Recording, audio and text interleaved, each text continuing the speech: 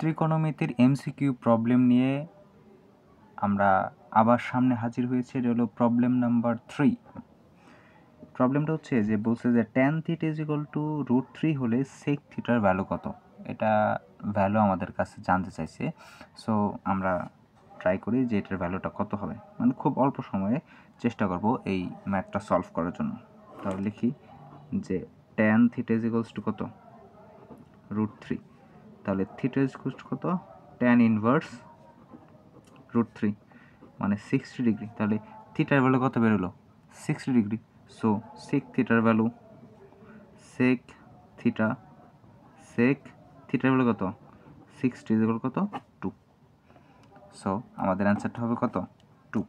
আশা করি আমরা এই এমসিকিউটা খুব ভালো মতো বুঝতে পারছি। এটাকে আরও অনেকভাবে করা যায়, কিন্তু আমি এই প্রসেসটাকে সহজ মনে করে আমি এই প্রসেসে এমসিকিউটা সলভ করলাম। যেহেতু এমসিকিউর টাইম ডিউরেশনটা খুবই কম থাকে, সো আমি মনে করি যে এই প্রসেসে করাটা সবচেয়ে লাভজনক। সো অ্যান্সার হবে